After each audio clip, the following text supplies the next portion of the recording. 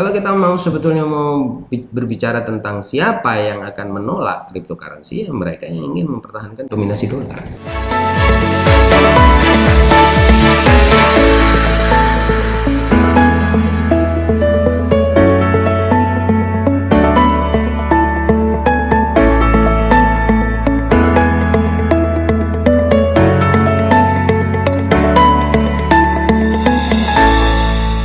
Assalamualaikum warahmatullahi wabarakatuh. Ustaz, Ya. sehat Ustaz? Sehat, alhamdulillah. Alhamdulillah.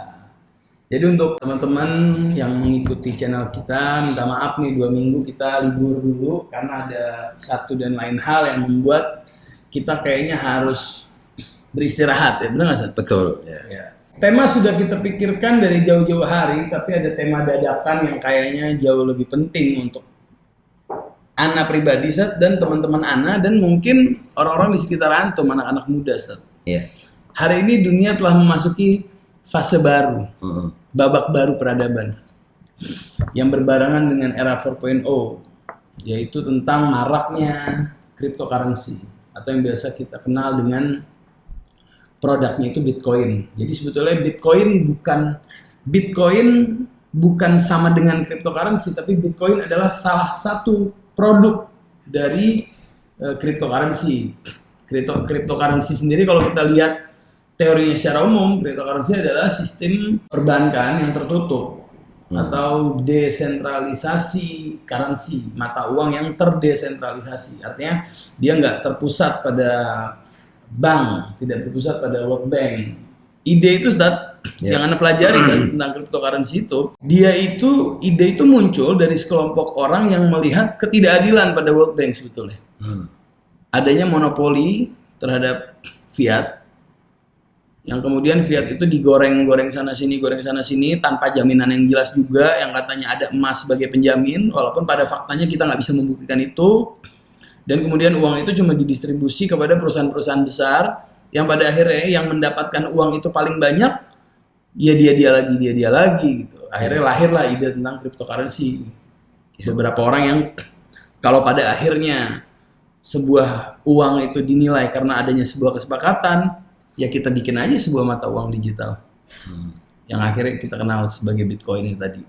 Cuma seiring berjalannya waktu di Indonesia khususnya, karena kita mayoritas Muslim, Ana punya pengalaman ketika kita sedang berdialog soal cryptocurrency. Artinya kita sedang melihat celah lah. Kalau memang ini bisa menjadi peluang buat kita, sebagaimana cita-cita para pengembang Bitcoin di awal-awal untuk menciptakan sebuah financial freedom. Rupanya seiring berjalannya waktu ini ternyata Anda dihadapkan dengan persoalan-persoalan hukum Islam. Itu halal nggak sih? Itu haram nggak sih sebetulnya? Nah, yang menjadikan kekhawatiran tentunya buat anak pribadi, Anda juga khawatir gitu. Oh, ini jangan-jangan haram lagi. Nah, gimana antum memandang ini, Ustaz?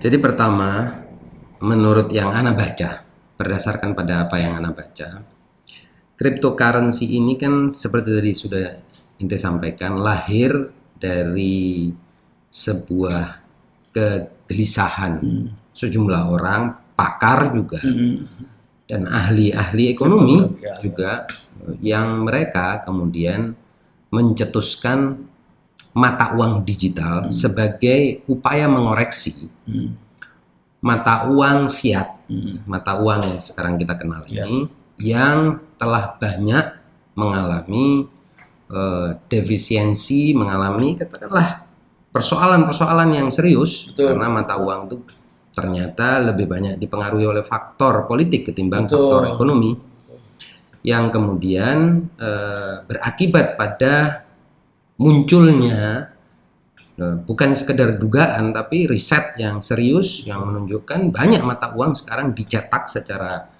acak-acakan tanpa sebuah argumentasi rasional dan juga tanpa dasar yang kuat untuk mencetak uang itu. Jadi seperti memproduksi saja tanpa backup yang biasa disebut sebagai emas atau backup kekayaan lainnya yang waktu itu misalnya adalah fisik lah, kekayaan fisik yang fisik. kalau misalnya katakan kita bicara dolar itu kan juga ada backupnya dengan minyak. Makanya disebut sebagai petrodolar. Tapi kemudian para analis atau ahli ini, pakar ini menyebutkan bahwa mata uang ini sudah melampaui batasnya, melampaui kemampuannya yang sebenarnya. Jadi kebanyakan mata uang ini kemudian istilah yang muncul itu mata uang palsu. Uang palsu karena itu tadi banyak yang dicetak tanpa dasar-dasar matematis, ekonomis dan moneter yang sebenarnya. Nah, karena alasan-alasan itu, di samping juga alasan-alasan hadirnya sebuah fenomena yang tidak bisa dilepaskan dari kehidupan manusia sekarang, yaitu fenomena yang disebut sebagai internet, ya, di mana terjadi digitalisasi yang masif dan ekstensif, artinya mencakup hampir semua bidang kehidupan, yang akibatnya membutuhkan kepada sebuah alat tukar baru. Kira-kira itulah ide dasar dari cryptocurrency yang bisa Anda pahami. Nah, mata uang baru ini diharapkan menjamin keamanan, anonimitas, artinya orang yang menggunakannya itu tidak harus diketahui, harus diverifikasi, kemudian juga meminimalisir ya pemalsuan uang yang sudah terjadi pada banyak negara, yaitu yang mencetak uang secara membabi buta. Nah, juga mengikuti perkembangan teknologi digital atau revolusi digital yang sudah ada ini, di mana proses transaksi itu cepat dan tidak pakai bertele-tele menggunakan birokrasi, juga menciptakan apa yang atau harapan dari para pendukung cryptocurrency ini kan menciptakan hubungan antara peer to peer ya, hubungan antara individu ke individu tanpa ada batasan-batasan birokrasi yang rumit dan mahal, dan juga pada akhirnya justru birokrasi itu seringkali menciptakan korupsi, menciptakan betul. Apa yang disebut sebagai karena banyak maklarnya ya, banyak maklarnya, banyak tangannya, banyak fee-nya, banyak jasa-jasa yang tidak perlu dan lain sebagainya.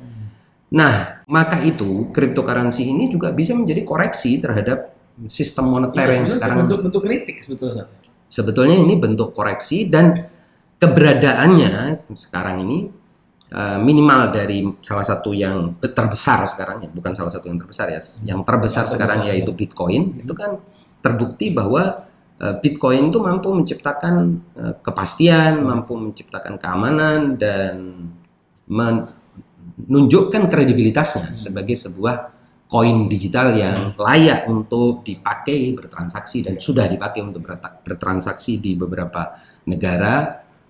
Nah, ini kira-kira background cerita. Itu barusan Bitcoin dengan basis blockchain tentunya. Ya, dan semuanya itu kan tadi. Jadi penciptaan, katakan penciptaan atau penambangan ya, istilah teknisnya penambangan cryptocurrency ini kan punya sistem yang sangat rumit ya.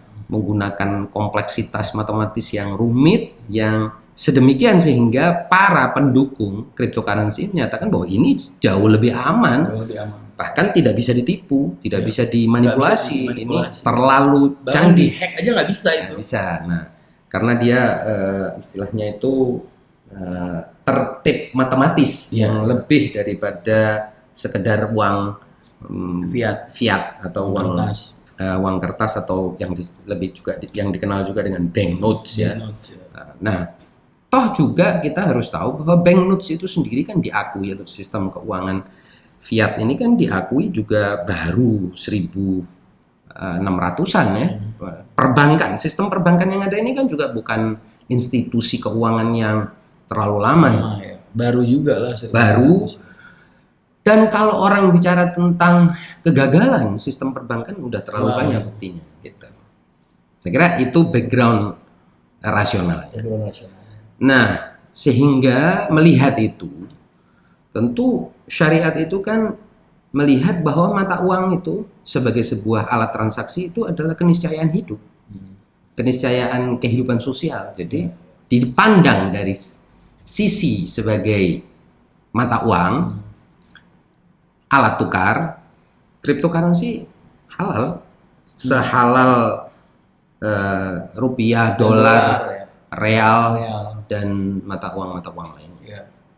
Gitu kira-kira. Oke. Nah, lalu kemudian muncul banyak kan sebenarnya gini, banyak orang yang sudah mendapatkan sebetulnya kita nggak bisa, Ana juga nggak bisa mengatakan bahwa banyak orang yang kaya karena cryptocurrency, karena bisa jadi sebelum dia main kripto juga dia udah kaya gitu. Tapi nyatanya adalah banyak orang yang hidupnya berubah karena cryptocurrency, entah menjadikan cryptocurrency sebagai alat tukar atau sebagai aset investasi yang kemudian diperdagangkan dalam waktu yang tidak terlalu lama. Yeah. Nah, itu di situ itu di dalam hukum Islam yang ramai, yang tadi saya sama Ustadz Musa tuh nonton video salah satu ustadz, teman-teman bisa cek sendiri di YouTube. Ada gharar, Ustadz, sesuatu yang ukurannya itu nggak bisa ditentukan. Jadi ada sebuah ketidakpastian, Ustadz. Itu yang menjadikan cryptocurrency ini sebaiknya dihindari untuk sebuah investasi. Nah, sementara orang-orang yang menjadikan cryptocurrency sebagai mata pencaharian justru menjadikan cryptocurrency itu sebagai investasi. Dia akan tunggu timing saat kan semua kan all about kesepakatan kan, Ustaz. Ketika semua orang sepakat, makanya ada faktor-faktor pendukung. Kayak kemarin isu tentang Dogecoin yang tadinya cuma berapa ratus perak gitu, tiba-tiba harganya bisa 1.000. Itu kan karena dibantu sama public figure Elon Musk, di endorse terus sampai di harga naik. Artinya kesepakatan itu ada pengaruhnya, disuntik lah oleh seorang influencer. Sehingga orang-orang yang memahami bahwa oh ternyata faktor-faktor yang mendukung naiknya value sebuah koin digital diantaranya adalah keterlibatan para influencer.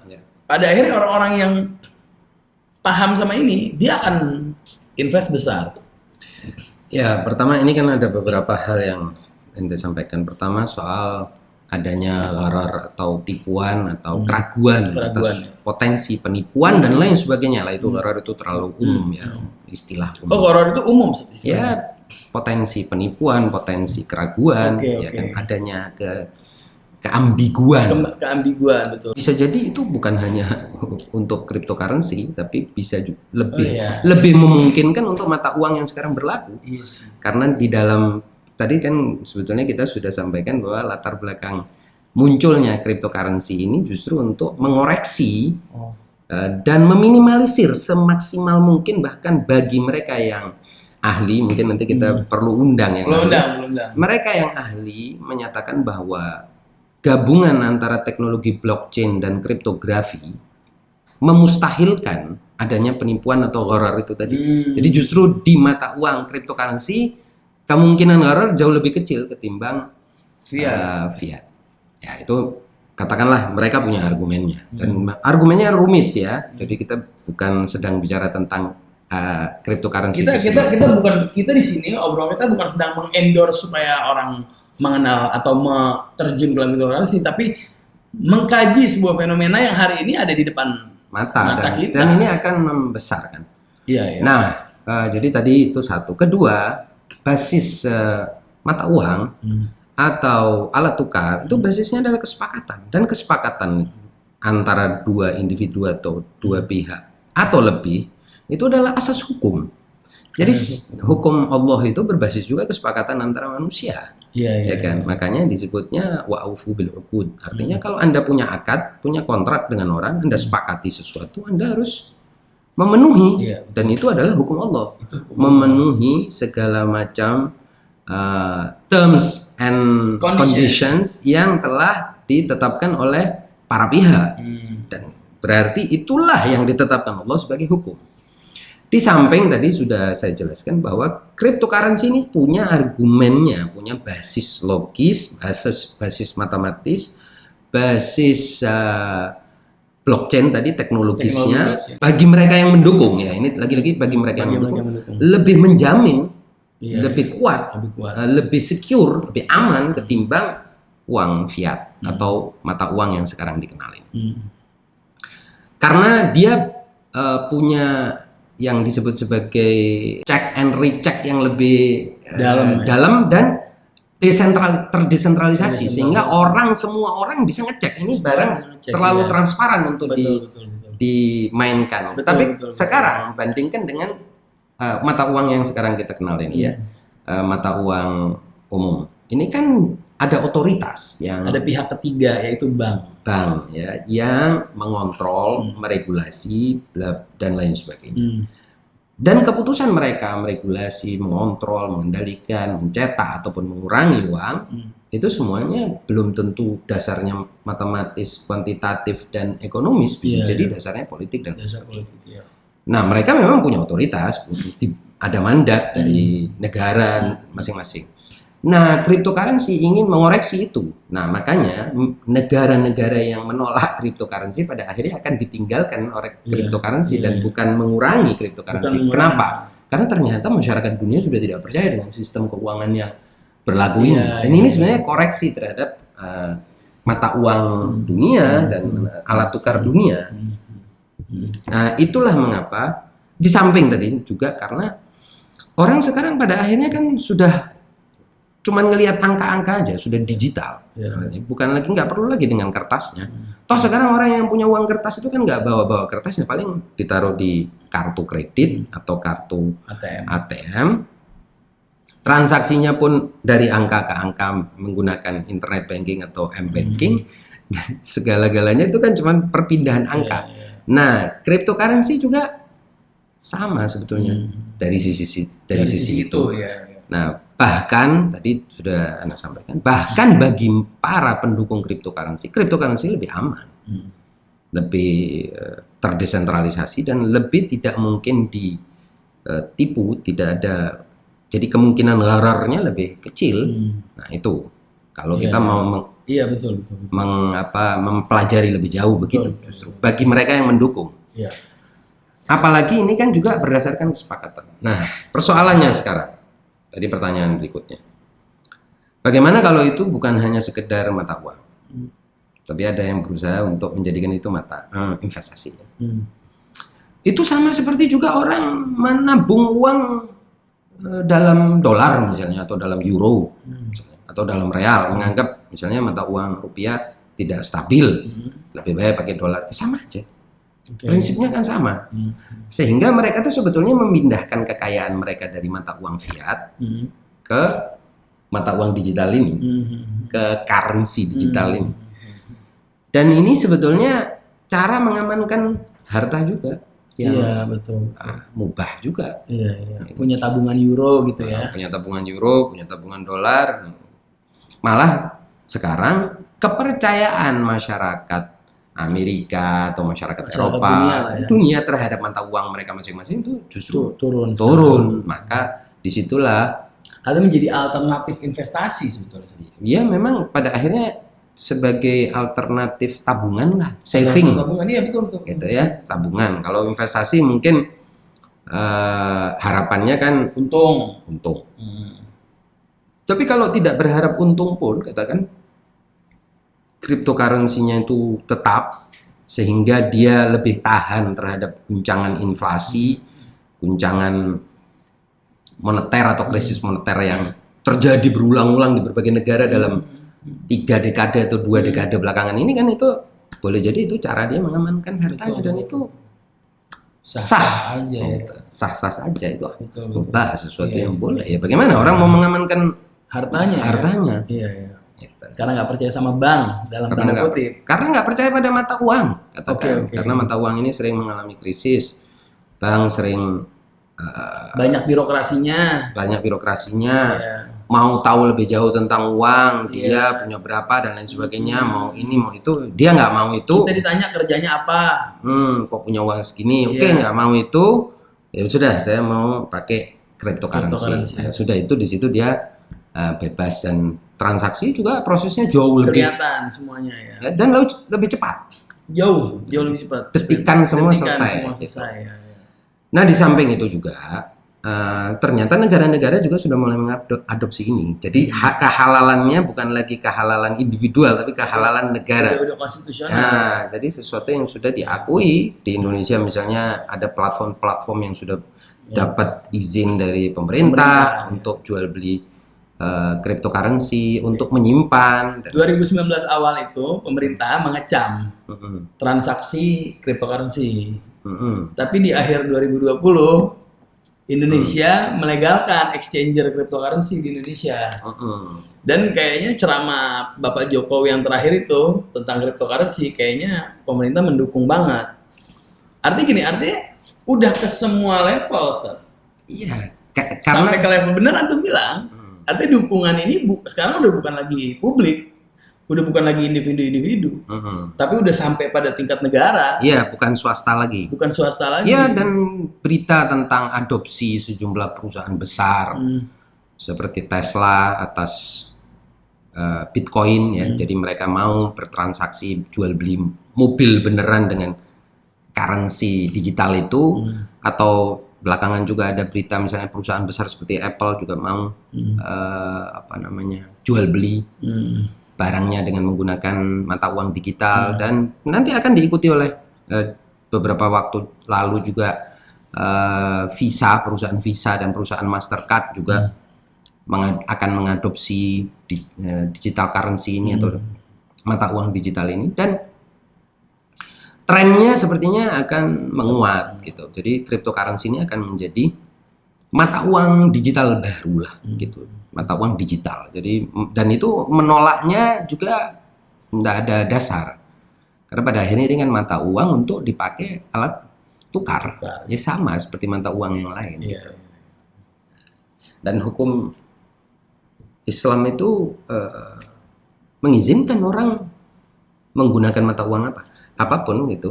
Dan menggunakan alat tukar juga. Menggunakan alat tukar apapun, bahkan barter itu kan boleh. Barter. Jadi misalnya anak barter ini segelas air ini dengan secangkir kopi ente misalnya. Sama-sama sepakat ya.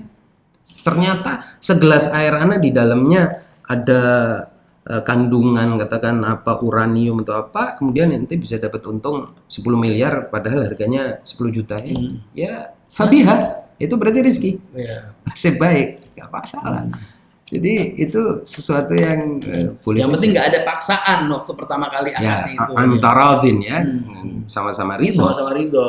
Dan sebagai alat tukar, artinya sudah disepakati harganya sekian, harga itu sekian, tidak ada masalah. Habis itu kemudian ente tiba-tiba meledak ya, atau sebaliknya, anak yang meledak ya sama saja. Itu berarti rezeki. Seperti juga uang biasa, uang kertas kita pakai beli tanah misalnya. Uang kertas ini nilainya 1 miliar. Kemudian kita beli tanah 1000 meter. Ya, tanah 1000 meter itu kemudian setelah Anda transaksi, mata uang yang Anda pakai transaksi turun harganya terhadap mata uang lain misalnya. Nilainya turun. Tanahnya nilainya naik berkali-kali lipat. Terus Anda mau marah. Itu saya mau marah kepada siapa? Itulah terjadi sudah. Dan ketika transaksi terjadi, pada saat transaksi itu terjadi, hukumnya halal. Halal. Nah, saya kira dilihat dari sisi itu, cryptocurrency itu tidak masalah. Indah banget nih. Terus apa lagi? Oke, yang perlu gini, yang perlu diwaspadai. Mungkin ya kalau kita mau waspadai itu kan ada juga yang sifatnya Ponzi itu. Skema Ponzi. Anda jelasin dulu, nggak apa-apa ya. Skema Ponzi itu adalah skema penipuan berbasis piramida, berbasis MLM.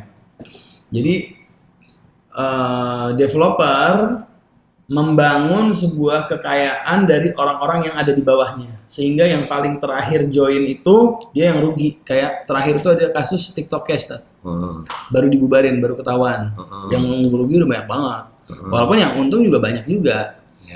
Transaksinya nggak jelas. Mungkin kalau di cryptocurrency ada namanya binomo. Itu kayaknya salah satu dari konsep bisnis yang menggunakan nama cryptocurrency, padahal nanti gini deh, teman-teman yang ngerti boleh komen aja kali ya di bawah ya. Iya, Tentang silakan. Binomo nggak ada masalah, kita bisa dialog soal itu. Cuman yang saya lihat dari Binomo itu nggak punya basis kriptonya. Jadi lebih terkesan seperti judi. Betul. Kayak gitu. Nah, itu ada yang seperti itu, jelas itu haram. Haram, ya. Haram. Ya. karena tadi itu dia tidak berbasis pada sebuah rasional yang dasar rasional yang jelas ya. terbuka, Iya. bisa diverifikasi, bisa iya. diobjektifikasi, Betul. dan semua orang punya kesempatan yang sama. Semua orang punya kesempatan yang sama, betul. Dan bisa untung yang sama. Itu kan kalau sebenarnya bisa pakai itu sebagai alat. Iya. Kalau modelnya itu kayak judi gitu atau kayak MLM, itu kan pada akhirnya pasti ada yang dirugikan. Pasti ada yang dirugikan. Dan itu pasti tidak halal. Iya. Kalau yang kayak gitu itu pasti haram. Iya. Jadi yang halal itu adalah kesepakatan yang bisa saling menguntungkan. Adapun keuntungan pada saat kesepakatan itu dicetuskan, si A dapat lebih banyak dari yang B, itu kan kesepakatan. Misalnya Anda tukar Artinya motifnya bukan pada merugikan yang lain. Bukan pada merugikan yang lain, dan dalam transaksi itu tidak ada kepastian siapa yang untung siapa yang rugi. Misal sama seperti orang tukar money forex. Iya. Kan misalnya ente punya euro, anda punya dolar, anda tukar dolar anda ke euro, tiba-tiba dolar naik, ya anda untung. Tiba-tiba euro naik, ente yang untung. Dan bukan itu poinnya kan bukan mau mengalahkan yang lain. Poinnya kan memang kita sedang bertukar barang, bertukar alat tukar. Iya. Bertukar uang. Transaksinya jadi halal dari sisi itu. Oke, jadi yang antum mau sampaikan diantaranya adalah tentang hati-hatilah sama sesuatu yang pada akhirnya akan merugikan kita. Betul, dan tidak ada dasar-dasar yang kuat ya, dasar-dasar. Oleh sebab itu, sebetulnya dalam segala hal kita perlu mempelajari dulu. Betul. Sebelum kita melakukan apa-apa, investasi saham kayak investasi rumah kayak investasi apapun yang kita pelajari, dan itu ajaran Islam. Untuk kita berhati-hati dan mempelajari apa itu barang itu yang mau kita beli. Bahkan kalau kita mau beli makanan, ya kita pelajari apa ini makanan halal, haram, bergizi, tidak bergizi, beracun, tidak beracun. Kita pelajari, kita teliti semampu kita. Kemudian kita putuskan dengan kita kan punya akal, mumayyiz, kita bisa bedakan yang mana yang menguntungkan, yang mana yang merugikan. Ketika kita sudah memutuskan itu menguntungkan dan tidak ada unsur-unsur haram di dalamnya, tidak merugikan orang lain juga, bukan hanya menguntungkan saya, merugikan orang lain, tapi keuntungan bukan satu-satunya faktor ini halal. Artinya keuntungan kita tidak menjadikan bencana bagi orang lain. Nah, di situ dan tidak ada unsur penipuan, unsur gharar tadi. Artinya ini sesuatu yang diakui, dikenal, dipahami, bisa diverifikasi dan bisa diakses, transparan dan seterusnya. Karena seperti cryptocurrency ini kan basisnya itu teknologi blockchain yang bisa dipelajari, bisa dilihat, bahkan itu tadi bagi pendukung cryptocurrency lebih kuat, lebih aman daripada mata uang biasa. Terus bagaimana mau dilawan? Ya, nggak mungkin dilawan. Iya, betul.